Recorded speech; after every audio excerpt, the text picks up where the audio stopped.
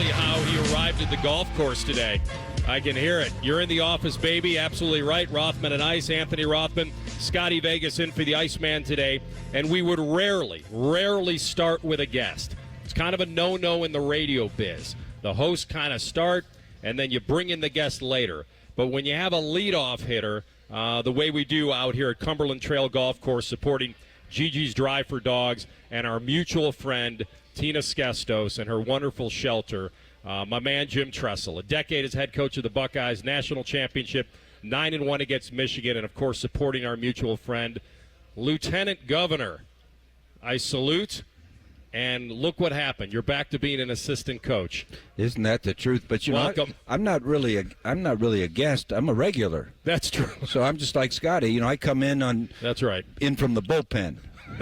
Give me that right-hander. That's right. I'm a lefty. No, exactly. All right. So it's good to see you, my man. Everything good in your world, Lieutenant Governor? I know you spent a lot of time with your former players the other night. You can tell us about that. We'll get into kind of the state of college football, but.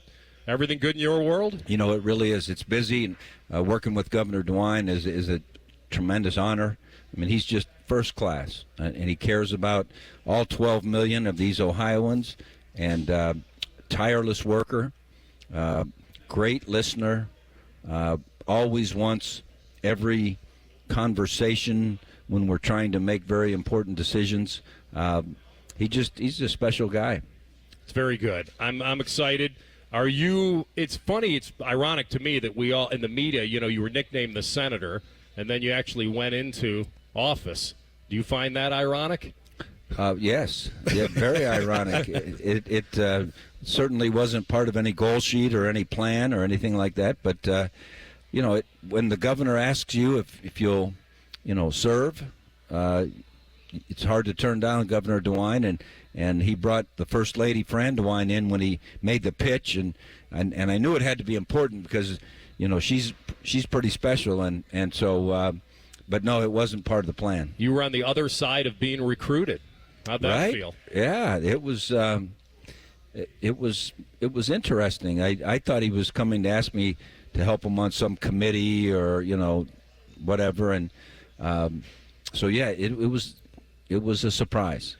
You never kind of shied away from the importance of the Michigan game. We've talked about it for years, you and I thought it was interesting. Listen, you handed Urban Meyer 9-1 against Michigan, and then he hands Ryan Day 7-0 against Michigan. The inherent pressure there, and then Ryan does almost the unthinkable this year, pulls that off after the loss to Michigan and wins the national title. So I'll ask you this way, and I don't even know if you could answer this. Winning the national and he got an extension because he won the national championship in dramatic fashion, and why not? But they could have given him his bonuses and whatever he was due after winning the national title along the way, and it came off the heels of another loss to Michigan. Are we in an era now where that does outweigh the Michigan game now? That winning the ultimate prize, not that it takes away the importance, but he got an extension off a Michigan loss and winning the national title. Doesn't that prove a little bit that the ultimate prize is always the goal? Well, I think if you have good leadership, you have people looking at the full body of work. And, yes, we didn't win the Michigan game, but you look at that full body of work this year, and really since he's been there, Ryan's done a great job. So it is a different world right now. There's a different. We were talking a little bit, Scotty, about postseason and all those kinds of things, and it's a different world. But I just think you look at the way he carries himself, the way he takes great care of his players, the way his players represent Ohio State. You're going to lose some games. That happens. But if you really think about it. Our last 3 national championships were after great suffering. Mm-hmm. Think about our seniors in 2002. They'd been 6-6, 8-4, and 7-5. They'd had enough. You think about Urban's coaching change, no bowl game, lost their quarterback, lost to Virginia Tech early in the year, lost another quarterback. Suffering does something for you. The suffering with us losing the rivalry game, there's some real positive to everything not going just perfectly. And so, I'm a real believer. Everyone says, you have to build resilience. You have to build resilience. Well, the only way you get stronger in the weight room is you overload your muscles and you tear them down a little bit and they grow, right? That's the only way you do it, in the game of football as well. And so I'm not surprised he got extended. I would, if someone asked me my opinion, I would have said absolutely you extend him. One of the great young coaches, in the country, and I think in this day and age, I think you have to be really careful about when you change your coaching staff, because you can get a lot of exodus of players. It might take a little bit longer to get your own culture. And, I know we're live on the radio. No, I know, but if that's Ellen, I want you to take it. I have to take this real quick. You take a timeout. All righty. And that's interesting. That's awesome.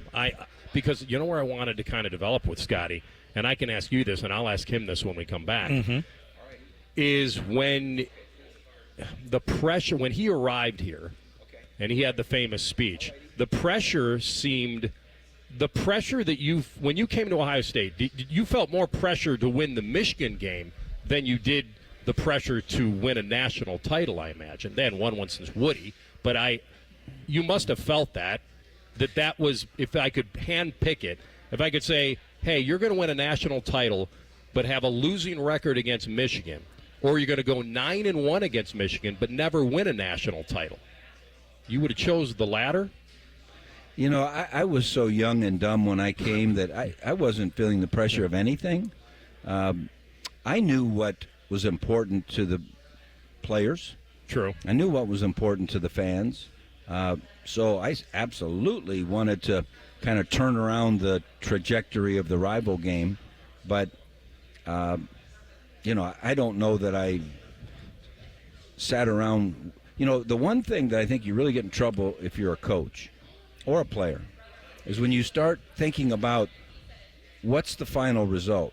You have to think about, what am I doing today? And so many people get caught up in, I wonder if we'll beat Michigan. Well, we got a lot of work to do in the winter and the spring and the preseason, and got to get better every game, and all those kinds of things. And in fairness to Ryan, I think my first 7 years or so, Michigan was really good. I mean, they were really good. My last 2 or 3, they were not quite Michigan. And it took them a while to become Michigan again. And, Harbaugh was 0-5 or something, right? And they suffered. And they'd suffered enough. And so, in fairness to Ryan, he met some really good Michigan teams who they'd had enough of, in the rivalry game, I suppose if you won half of them, you could live with it. Yeah. Right? But those Michigan kids hadn't won, 18 out of 20 or something? That's right. And that's all they heard about, And so, in fairness, timing is very important. The game is still an emotional game, as long as you have capable talent. Now, if you have great emotions and you have no talent, you might play well for 2 quarters, But if you got some guys and you have the emotional edge, and that's where I thought was helpful for us going in the playoffs this year. I thought we had the emotional edge in every game, just the way it lined up. So Tennessee's coming in here, and everyone's talking about, they're going to come to the Horseshoe with all their fans, and we had just lost our rival game, so we had the emotional advantage. Well, then Oregon, they had beat us earlier. Right. It's hard, so we had the emotional advantage. And then who do we have next? Texas. Everyone's talking about, Texas and this and that. And I felt watching Texas throughout the course of the year, they were nowhere near as physical, as the Buckeyes and Michigan. They weren't as physical as Michigan. And then going into the final game, I don't know if we had the emotional advantage or not, but we were really good. And so we were emotionally fine because we were on a mission. And, Notre Dame was good. And we got off to the start, but, Notre Dame didn't fold. That's right. And then all of a sudden, with 4 minutes to go, the momentum was not in our favor. And, then we made the big play. And so you can't discount on an even field. Not when the talent is desperate, just That's big difference. But on a even capable, if both teams are capable, who has the emotional advantage? Now, Coach, you talk a little bit about Michigan and the suffering, and now we're kind of in an interesting time with Michigan, right? Because, the signal stealing scandal that took place. In your opinion, what should be a reasonable punishment for Michigan for what's been going on over the last several years? The one thing I thought that we needed to make sure we did when all that junk was going on was don't get caught up in thinking about that. Let's tackle them. I don't care if they know what play we're running or they know what play we're running. But, let's just be, let's don't think about that. Because the minute you start thinking, oh, that's an advantage or that was an excuse or, so I kind of threw that away. I don't know what the whole deal was there. It sounds like it was horrendous. But I also know that by the end of the first quarter, we hope we do know their signals. If they're playing cover 2, and we hope we know what the secondary, in the loud environments, they're always signaling, they did this, okay. Oh, they played cover 2. Okay, we know they're playing cover 2, which means we know what their front is, and so I don't know. I wouldn't want to diminish the discussion going forward by talking about, what happened backwards. And so, whatever they get, they get. I mean, that's their biggest problem, Michigan's, will be, we won, 2 or 3 in a row? 4. Is it 4? We got them. Well, the minute they think that, as good as we are, so I don't think too much about, yesterday, because I should be thinking about today and how do I get better, and not worried about what some group of guys with bow ties on, are thinking about, what they're gonna do with something that I have nothing to do with. Former national champion Coach Jim Tressel with us out here live, Gigi's Drive for Dogs at Cumberland Trail. We'll take a quick break. We'll come back. Want to get the coach's opinion on the state of college football. No, he's not from New Jersey. Back to Rothman and Ice. Indeed we are. Rothman and Ice, Anthony Rothman, Scotty Vegas in for the Iceman today, and the legendary Jim Tressel with us. Lieutenant Governor now in Ohio and former national champion coach. So back in when you guys were going to the title that year, I was doing the studio with my, God rest his soul, my best friend Demetrius Stanley. And we wanted to go to that game. We thought we deserved it. We were young, entitled sports guys. And Clay Hall, my other great colleague and friend, was the field guy, as you know. And so our general manager at the time there at Channel 6 and Fox 28 said, no, you guys know your role. You're the studio guys. You do pre and post, and Clay will handle it out there. It's a lot of money, but we just need our guys anchoring in the studio, which did make sense. I'm not going to argue that. And I had been at the station since '94. And I went up to the general manager and I said, I would rarely never say this, but I do believe I have this coming to me.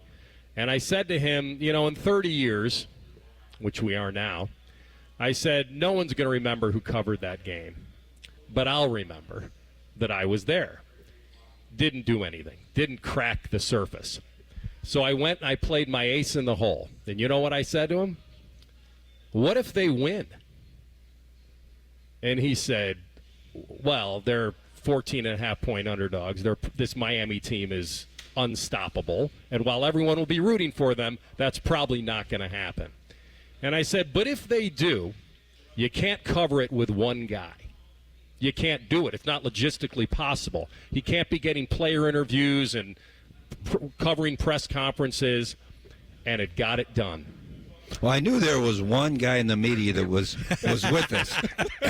Now I know who it was. I didn't say you were going to win. Okay. I said, what if they win? What if? That got it done. Anyway, and it was one of the greatest 24-hour cycles of my career. Oh, and, and that national championship. Were you even alive, Scott? Yeah. You know what, Coach? How old were you? I was in college. Okay, I was right. my I just wanted to freshman make sure. year at OU, and I was on Christmas break, and it was one of the best memories that I can ever have, watching that with family, and obviously just incredible for all of Buckeye Nation. But Coach, I wanted to ask you from that game, because we've had a lot of people come up and you've signed a lot of autographs and memorabilia.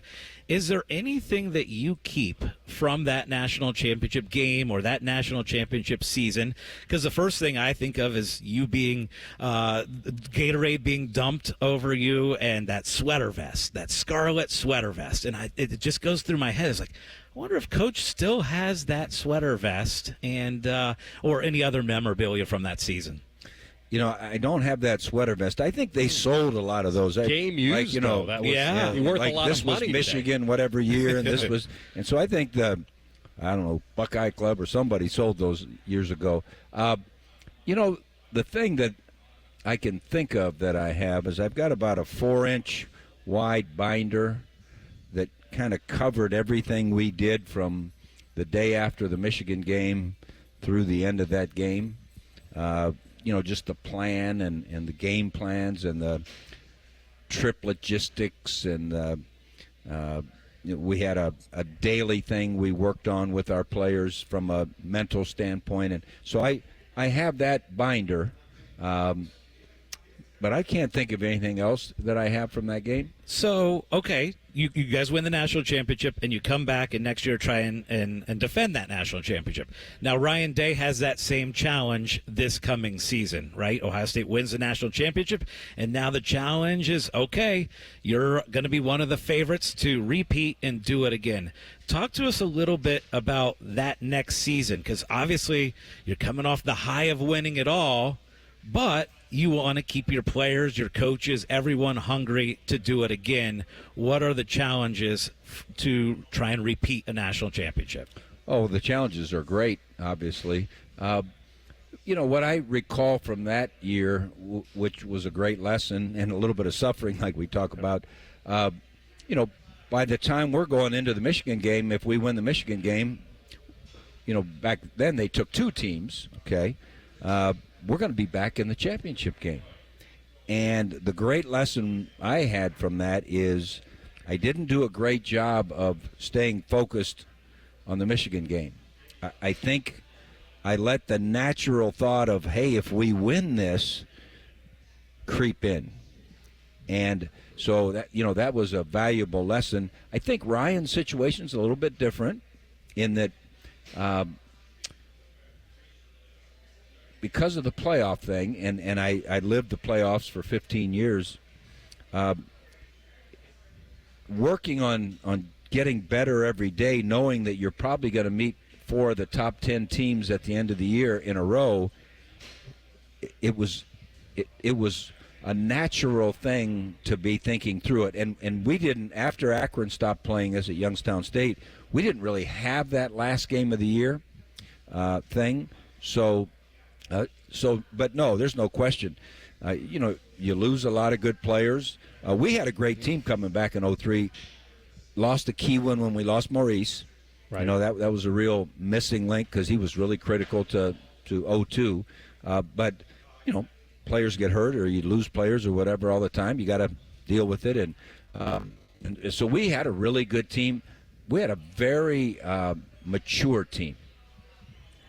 We fell short in the Michigan game, but I'll never forget going into bowl practice. We were selected to play in the Fiesta Bowl, which we had just been to. So I thought, that's not as exciting. Back to Sun Devil Stadium. Was that Kansas State? It was, year? yeah. And, it's Kansas State. That's not a marquee name like playing Miami or Notre Dame or somebody. I thought, man, this is going to be a job. And we had a great group of seniors, 5 of which I think were taken in the first round or something. I mean, we had great players. And I thought, boy, this is going to be tough for them. They're not. A year ago, they're playing for the national championship. Are they going to be thinking about, what about my NFL career? First day of bowl practice, one of the most astonishing things I've ever seen. We're in our team meeting. Will Smith says, I need to say something to this group. And he walks up to the front of the team meeting room and he said, hey, look, I am not losing 2 in a row in my final season at Ohio State. So you guys better practice like this was the national championship or you're going to hear from me. And, I mean, the place was like, no coach could have said that. No. Right? That was Will Smith, who didn't even need to come back for that season. He would have been a first-round draft choice if he'd left early. And so, we were fortunate that we went out and played a good Kansas State team and had a good win and so forth. This will be a different thing. It's also a little bit different. Some teams maybe you graduate a great senior group, and it's like, ooh, we're going to have to get some guys some development time and so forth. In this day and age, you can go out and get some experience. If you have a key position or two, like, ooh, we need a this or a that. So it's a totally different world, but it's still hard. And if you can do it, how many teams do it? The difference is, in my mind, and I'll ask it this way, it may not be easier or harder. That may be the wrong way to go, because depending on if you don't get the bye, you had to do what Ohio State did. That's pretty tough, like you said, to line up that gauntlet of teams. All the guys that got a bye lost the next week. Yes, right? So because they may have lost their momentum or their edge. Or what. You had big breaks between Michigan and bowl games. Right. And that's always tough. But my point is... But so did they. True. But in your era, you essentially had to go undefeated. Yeah. Yep. You'll get more at-bats now because Ohio State theoretically will be a top 12 team most years. You'll be in the tournament. Yep. Do you think it's easier to win a national title? Easier? I'm not saying. I'm saying that with all due respect. Easier because you're always going to get an at-bat, but the road might be harder or longer. Or your era, where if you had one misstep, you may not be in it. The easier, harder, I don't know. The percentages might tell you that it's percentage-wise harder if there's only picking 2 teams. And wait a minute, hold the phone. Ellen. All right. We got an Ellen timeout, which is great. And you want to talk about a loving husband. Let's take a 2-minute break right now, and I'll let him answer that question. Jim Tressel with outstanding start to the weekend. Rothman and Ice, Anthony Rothman, Scotty Vegas in, and one of my favorites all time, Jim Tressel here, the former national champion coach of Ohio State. I noticed you had someone come up here with a picture from 02 and you signed it. It was a personalized thing. And they put on the note, can you sign it to my biggest fans? Right. And it made me think of this line. He was a pretty good-sized guy. Yes, that's right. And by the way, when you sign stuff, you've always written Yay, Ohio. Was that in honor? Woody used to do that, correct? Yeah, Woody used to do that. Is that where you picked it up, or is what your own thing? Yeah. Well, he was the only first one I saw do it. But I tell you how I picked it up was, you get hundreds of things. And that, you take like once every 2 weeks, you go into this room and they got them all there. And I just got bored. And, go Bucks, go Bucks, go Bucks. And I thought, I'm going to sign. Well, then I started having people requesting, hey, don't put go Bucks, put Yay, Ohio. Yeah. And so, okay, anyway, good. No, I like it. It's very unique. And it reminded me, so I laughed for a second. It reminded me, in the sequel to Rocky and Rocky 2, they start the movie, he's healing in the hospital after the first big fight with Apollo Creed. And the nurse comes in and says, would you sign this to my son? His name is Charlie Flynn. And he's starting to write it, and she goes, can you say to my good friend Charlie Flynn? And he writes that, and then she leaves the hospital room, and he's sitting there by himself, and he goes, to my good friend Charlie Flynn, who I don't even know. That's right. That's right. It kind of reminded me of that. Yeah. All right. So would you have preferred this era as far as, and we can get into the NIL stuff, but this era of you'll have talent, you'll get in the tournament, gauntlet might be tougher, you won't know the health of your team, than your era, which is if you lose one game, you don't control your own destiny, so to speak? I've never gotten into wishing. you know the rules of engagement. Okay. When I got to YSU, they had 16 teams in the playoffs, and we were in the Ohio Valley Conference. And so I knew, hey, we're going to have to win the Ohio Valley Conference, or at least have a great record, because rules of engagement are 16 teams. Well, then all of a sudden we were independent. Akron left, if you remember, and went to the MAC. The Ohio Valley asked us to leave. They didn't want one just Ohio team, so we were independent. Now we didn't have an automatic bid. That was the rules of engagement. We had to have a record good enough, and we knew the people on the committee were from conferences. They didn't love independent. You know, you can bet all those conferences wanted Notre Dame to have one more loss, right? Because they wanted one more of their people. So when we got to Ohio State, we knew that it was the BCS, and they were going to pick two teams. So, you know, you can whine about it and wish that it was like it was back at YSU. Which one do I like the best? And Scotty and I were talking off the air. Here would be the way I would like college football the best. I would like one less regular season game and 16 teams in the playoffs. Because I think there was a little bit of a momentum breaker for those people that ended up with the bye. And it's a little different than the NFL, because the NFL's got grown men who have been playing 17 games and they're older and so forth. There's something about young people staying on a groove, and that was a little bit of an advantage for us this year, that we didn't have time to, you know, mess around and so forth. When the playoffs started, you know, we had to go through 3 weeks, I think. We had to go through that period of grieving and being not happy about the way the regular season ended, but that fueled great practices and great conversations. Would you dump the conference championship game? Probably. Yep.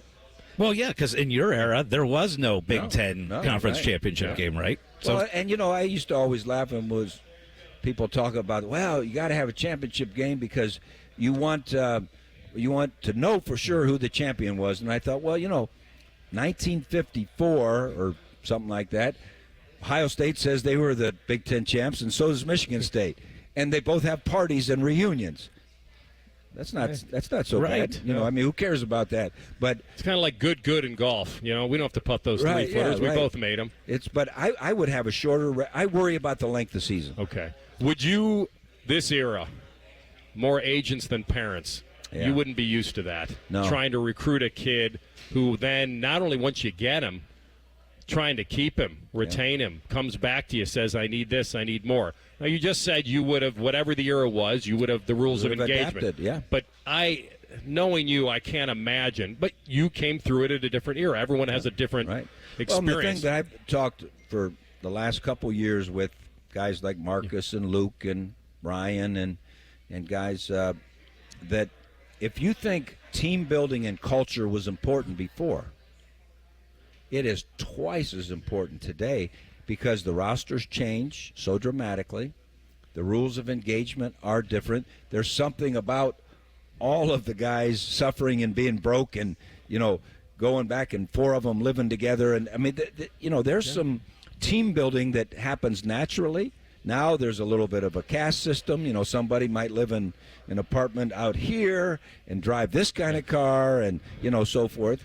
Now, I must say, I think for 50 years we didn't treat the athletes right, and now we're living with our past sins, if you will. And when making up for, it's like, if I always say, it's like if you ate 79 donuts. When the heart attack happens, it might be fatal. Well, we went for 50 years, and really the last 40, because we knew when TV was deregulated, and you could now play more than 5 times every 2 years on TV. You could play as much as you want. You could start your own TV stations. You could stream. You could do this. You could do that. You knew where the revenue was going. You mean you didn't think about who else could, you know, maybe benefit from this revenue? And nope, we're just going to keep it ourselves. So I'm not shocked it happened. It's our fault as a governing body that it happened. But it does create a different scenario, and team building and that's where I think Ryan was masterful this year. Now, it always helps when you have some mature kids, especially some mature kids who have suffered. That's right. right. If you think about some of those guys, they were like, okay, after that Michigan game, this will never happen again, and we're going to win it all. And they led them to do that. You guys had something real quickly in common with your championship team and this team, in my mind. I've never seen as talented of teams also be doubted. Right. That's such a recipe. It doesn't happen. That's helpful. Of course, and that's what happened to this Ohio State team and your team. Yep. As good as you were still very much doubted you could be on the same field with Miami. Right. Now, Coach Tressel, so we're out here at a golf course. We're raising money to save dogs. Gigi's has done an incredible thing. Amazing. We're raising money. Amazing. They've saved 17,000 dogs. You were showing me pictures of Scarlett and Gracie. That's right. Your two beautiful dogs. Now that we're out at a golf course, I'm thinking golf. Let's go back, and if you were to do a foursome with any college football coaches in history. So it's you and 3 other college football coaches that you could golf with for an afternoon. You could pick any 3 guys, living or past. Who would be the 3 coaches that you would that would round out your golf foursome? The first thing that popped into my mind was, well, I don't golf, but the only ones that I have ever spent and threw away those 4 hours of my life, golfing with, were Coach D'Antonio, Coach Bowman, and Coach Alice. We played 9 holes twice a year, and if you broke 60 for 9, you had a chance to be medalist. So immediately I thought of my real foursome of coaches. So I would say mine would probably be my dad, who was a great coach. Tom Landry, who was one of my idols, and if you'll allow me, I'll go with another sport, John Wooden. Okay. John Wooden was, as I was growing up, he was winning 10 national championships, but it was more than that. It was the kind of man he was, and then I read everything he ever wrote or anything that was written about him. So I would say those 3, if I had to go with the coaches. And, obviously all 3 of them aren't with us anymore. When you got to Youngstown State, I had heard that you moved the Akron game so you could watch or experience the Michigan game. You moved it to Friday. Did you do that? Yeah, but it wasn't so I could watch or experience the Ohio State-Michigan game. It was because I wanted someone to come to our game. So it wouldn't conflict. So it wouldn't conflict. Okay. That makes more sense. Reason, that makes more sense. And I thought it made no sense. When I saw the schedule, when I first got there, That's your rival, though. It was Akron. I know, but if you're from Ohio, and if the Akron-Youngstown game was on at the same time, and crickets, and the weather would happen to be questionable, or your teams weren't very good, you weren't going to get anyone. And it was really prophetic because we played on a Friday night, and we were 1-9 at the time. So you think? Why'd you want people to come to the game? And it was at home, and we sell a couple boxes of popcorn, I guess. Yeah. But and they were 8-2, and so.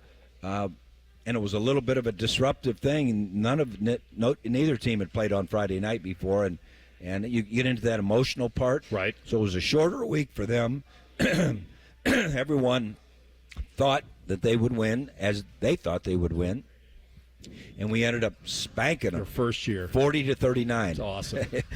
We spanked them. Can I ask one more question? Yeah. Because I've wanted to ask Coach Tressel this for a very long time. And I've got one more, too. You're not that old. You can't be that long of a time. Look at this guy. But, okay, I was in the shot the day that you made your speech about 310 days in Ann Arbor, Michigan on the football, in the classroom, in the community, in the football field.